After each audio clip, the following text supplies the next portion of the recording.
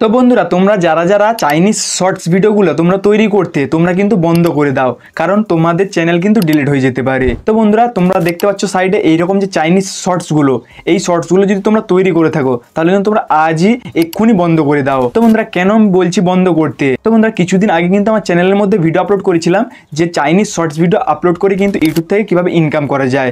তো বন্ধুরা সেই অ্যাপ্লিকেশনের নামও বলেছিলাম, কীভাবে ডাউনলোড করতে হয় সেটাও বলেছিলাম, এবং কীভাবে এডিটিং করতে হয় সেটাও বলেছিলাম।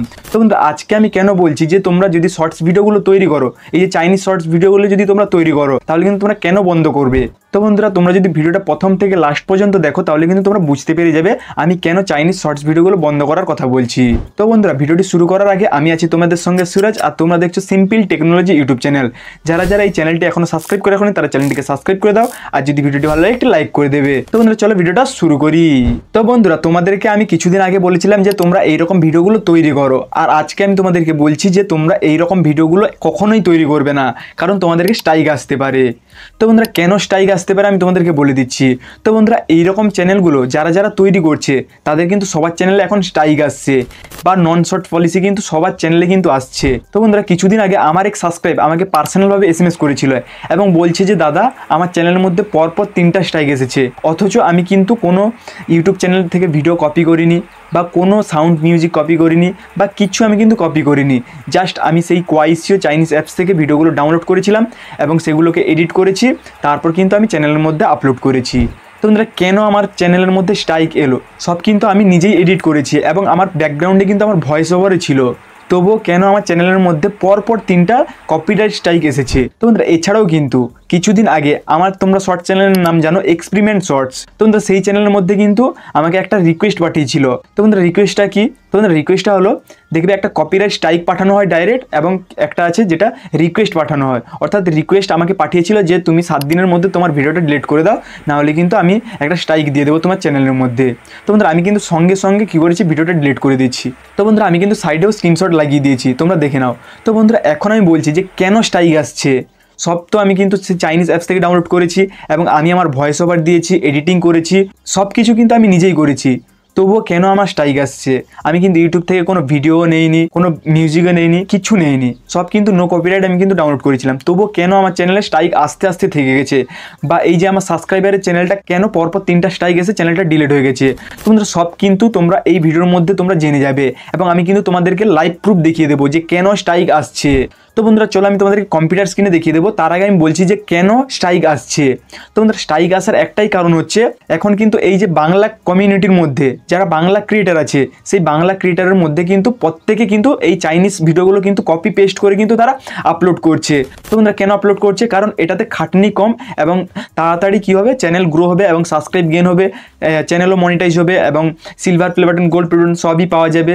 এই জন্য কিন্তু সবাই কিন্তু এই শর্টস নিয়ে কাজ করছে, কারণ এটা কপি পেস্ট কম খাটনি করতে হচ্ছে। তো বন্ধুরা সবাই যেহেতু কাজ করছে এই চ্যানেল নিয়ে, সবাই কিন্তু সেই কোয়াইসিও অ্যাপস থেকে ভিডিওগুলো ডাউনলোড করছে এবং তারা ভয়েস ওভার দিয়ে আপলোড করছে।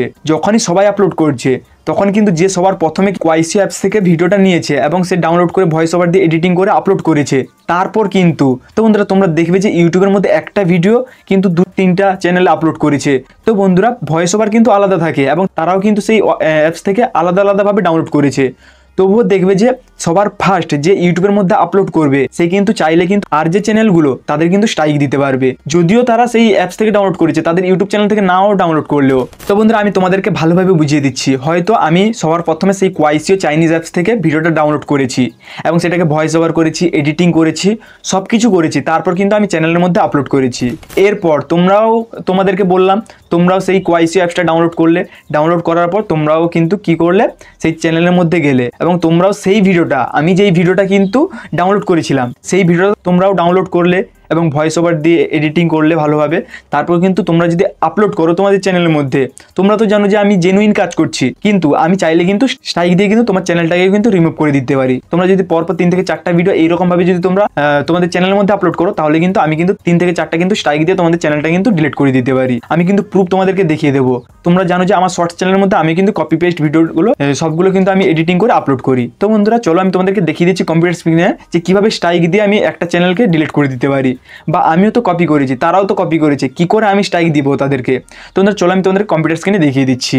তো বন্ধুরা আমি কিন্তু ফাইনালি চলে এসেছি আমার কম্পিউটার স্ক্রিনে। তো বন্ধুরা এখন আমি তোমাদেরকে প্রুফ দেখিয়ে দিচ্ছি যে কিভাবে স্ট্রাইক দেয় বা আমি কিভাবে দিতে পারি। তো এখানে দেখতে পাচ্ছ এটা কিন্তু আমার শর্টস চ্যানেল, তোমরা সবাই জানো এক্সপেরিমেন্ট শর্টস, এবং তোমরা এখানে সাবস্ক্রাইব দেখতে পাচ্ছ প্রায় 18 লাখের কাছাকাছি 1.81 মিলিয়ন সাবস্ক্রাইব আছে।